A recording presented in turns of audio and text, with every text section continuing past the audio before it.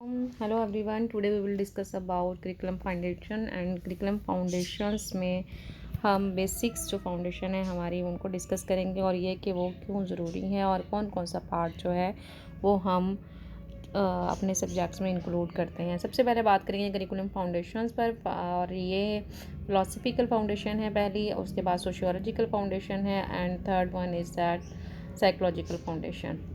अब हम इनकी डिटेल पढ़ते हैं।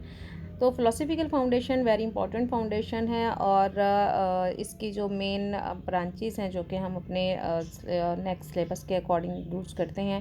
पहली ब्रांच है हमारे पास ओंटोलॉजी। ओंटोलॉजी क्या करती है? ओंटोलॉजी जो है वो हमें बताती है कि हकीकत क्या है, यानी फ़लसफ़ाए हकीकत जो है उसके बारे में बात करते हैं कि ओंटोलॉजी में ऐसे मज़ामीन आते हैं जो कि हकीकत तक ले जाते हैं, जिसमें मुशाहिदात और तजर्बात का इन आता है, यानी कि ontology deals with the reality और रियलिटी हमें ये बताती है ऐसे जितने भी सब्जेक्ट जो कि मुशाहिदात और तजर्बात के ज़रिए हमने अख़ज़ किए हैं, जो नताइज लिए हैं, उन तमाम को हम ओंटोलॉजी के अंदर लेते हैं और ओंटोलॉजी ब्रांच किसकी है? फ़िलासफ़ी की। Next one is that is epistemology. पहली ब्रांच है। नंबर सेकंड की हम बात करते हैं, ये है जी एपिस्टेमोलॉजी। एपिस्टेमोलॉजी क्या करती है? एपिस्टेमोलॉजी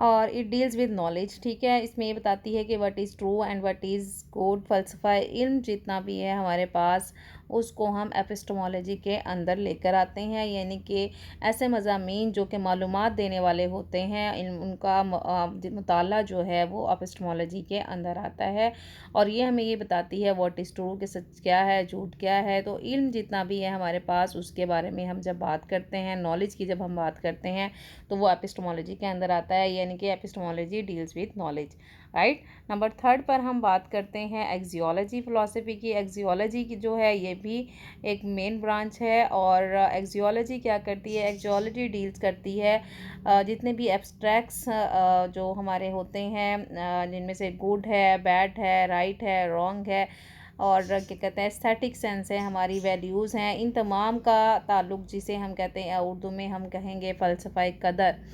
तो फ़लसफ़ाए कदर जो है वो हमारे पास ये डील करती है एक्सियोलॉजी। तो नेकी और बदी में तमीज़, इखलाकी और मज़हबी मज़ामीन जो होते हैं वो एक्सियोलॉजी के अंदर आते हैं, यानी कि हम अपने सिलेबस में 3 तरह की फ़िलासफ़ीज़ को डील कर रहे होते हैं, जिनमें एक फ़लसफ़ाए हकीकत, दूसरा फ़लसफ़ाए इल्म और तीसरा फ़लसफ़ाए कद्र है। ओंटोलॉजी हमें रियलिटी के बारे में बता रही है, एपिस्टेमोलॉजी में नॉलेज और इल्म के बारे में और ट्रू जो सेंस है उसके बारे में, और एक्सियोलॉजी हमें एब्स्ट्रैक्ट सेंसेस के बारे में बताती है। अब हम बात करते हैं, अब सेकंड पार्ट हम देखते हैं कि फ़िलासफ़ी में के अलावा हम और कौन सी चीज़ें हैं जो हम ऐड करते हैं। तो वो एजुकेशन ऑब्जेक्टिव्स एंड करिकुलम होता है हमारे पास। इसमें हम डोमेन्स को भी ऐड करते हैं। डोमेन कौन कौन सी होती हैं? इनमें से सबसे मेन चीज़ जो हमारा सब्जेक्ट या हमारे सिलेबस में ऐड की जाती है वो है कॉग्निटिव डोमेन। कॉग्निटिव डोमेन्स की हम अलग से एक प्रॉपर वीडियो बनाएंगे, लेकिन यहाँ पे हम थोड़ा सा इसको ऐड कर लेते हैं। कॉग्निटिव डोमेन्स ऑफ ऑब्जेक्टिव्स क्या होते हैं? कॉग्निटिव डोमेन्स जो है वो डिफरेंट यानी कि एक क्राइटेरिया होता है, उसके अकॉर्डिंग काम करती है और इसका जो स्टार्टअप होता है वो ये होता है कि जो मालूमाती मज़ामीन है, यानी कि ये नॉलेज से लेकर comprehension, application, analysis and synthesis तक जाते हैं। उसके बाद हमारे पास नेक्स्ट आती है हमारे पास अफेक्टिव डोमेन। अफेक्टिव डोमेन क्या करती है? अफेक्टिव डोमेन जो होती है वो हमें एहसास और इक़दार से मुतल्लिक़ जितने भी हमारे मज़ामीन हैं उन पर बात करती है। देन आती है हमारे पास साइकोमोटर डोमेन। साइकोमोटर डोमेन का क्या काम है?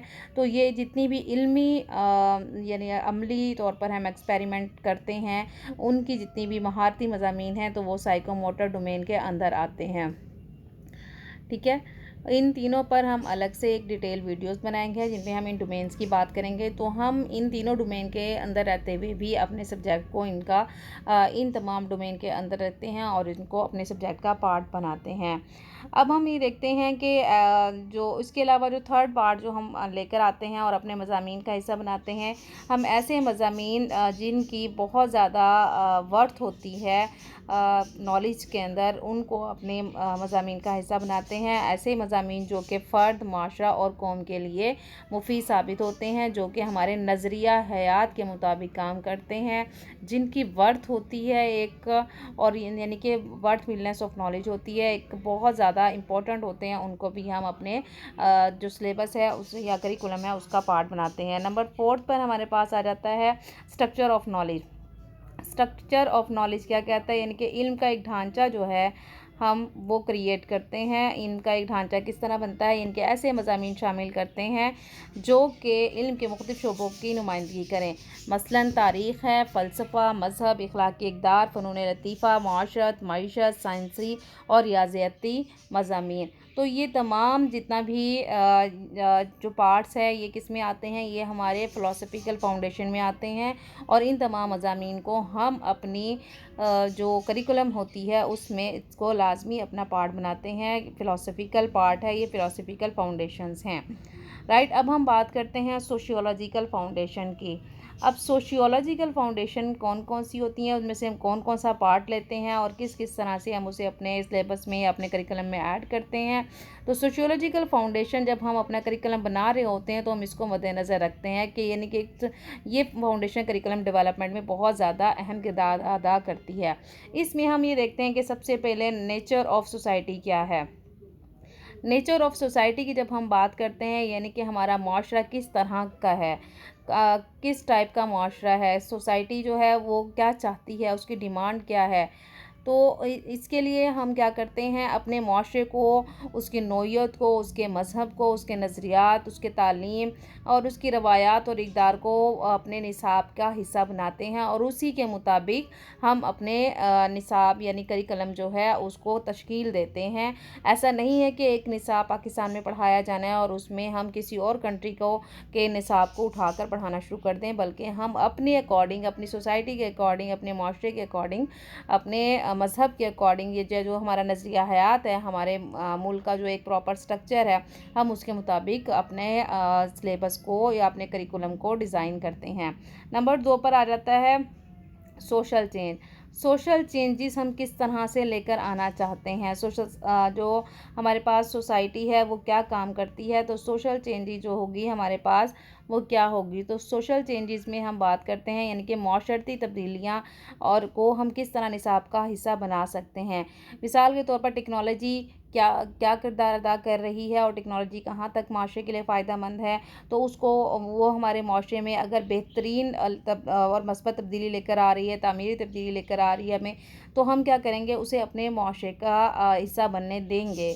और जिसमें हम और ऐसी चीज़ें हमारे सोसाइटी का पार्ट बनती हैं जो इनमें बहुत ज़्यादा मस्बत और तामीरी एक गौर व फ़िक्र शामिल हो, मस्बत और तामीरी किरदार जो अदा कर सकें, जो हमें जदीद दौर की रोशनी से हमकिनार कर सकें और अबदी सदाकतें हमें मुहैया कर सकें। ठीक है, उसके बाद आ जाता है हमारे पास थर्ड पार्ट जो होता है वो होता है करिकुलम एंड कल्चर। तो कल्चर आप जानते हैं ये वो बहुत ज़्यादा इम्पोर्टेंट रोल प्ले करता है हमारे माशरे के अंदर या किसी भी निसाब को, करिकुलम को बनाने के लिए जो कल्चर होता है, जो उसकी सोसाइटी होती है, उसके कुछ तकाज़े होते हैं। तो हमारे पास 8 सिस्टम ऑफ कल्चर हैं। 8 सिस्टम ऑफ कल्चर जो होते हैं उनको हम अपने निसाब के हिस्सा बनाने के लिए चेकआउट करते हैं और हम देखते हैं कि किस तरह से कौन कौन सी चीज़ें जो हैं हम अपने माशरे के मुताबिक बेहतरीन तरीके से लेकर आ सकते हैं और अपने निसाब का हिस्सा बना सकते हैं। उन 8 में पहली जो है वहाँ से हम पहली जो होती है वो समाजी है, फिर माशरती है, फिर इबलाग है, ज़बान है, टेक्नोलॉजी है, अखलाकियात है, अकायद हैं, फ़नून लतीफ़ा है, साइंसी तर्ज़ फ़िक्र है।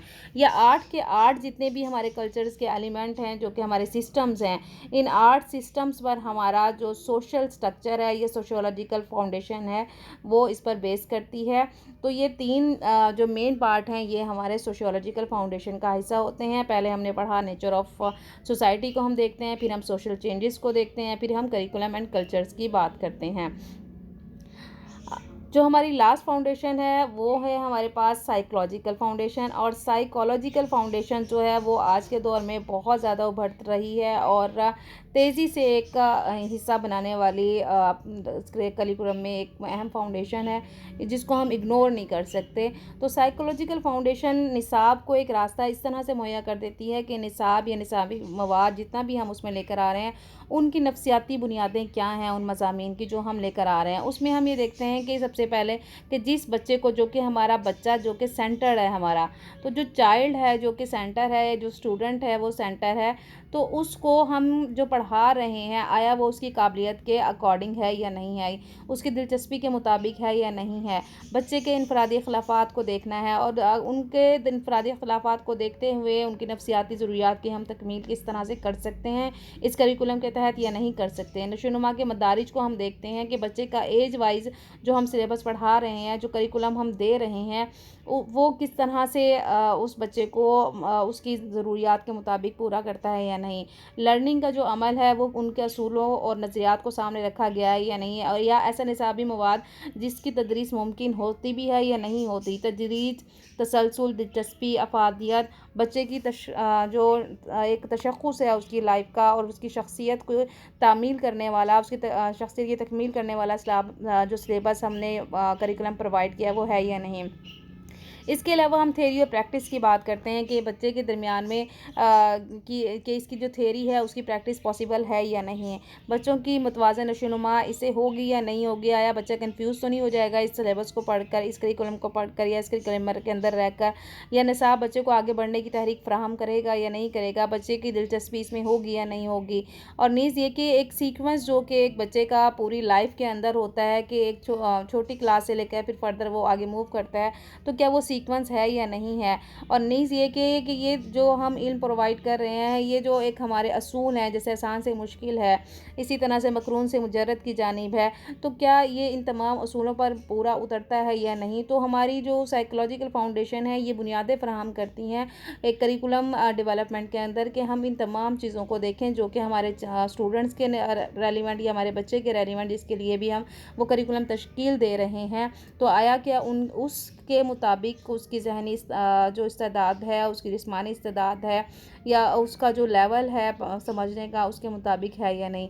तो ये तीनों फाउंडेशंस जो हैं हमें एक रास्ता प्रोवाइड करती हैं और ये बताती हैं कि अगर हम अपने सिलेबस को तश्कील दे रहे हैं, अपने करिकुलम को तश्कील दे रहे हैं, तो हमने इन तीनों फाउंडेशन का सहारा लेना होता है और इसके अंदर रहकर हम इनसे मदद लेते हैं और इस तरह हम एक बेहतरीन करिकुलम की तश्कील करते हैं और एक करिकुलम को डेवलप करते हैं। Thank you so much.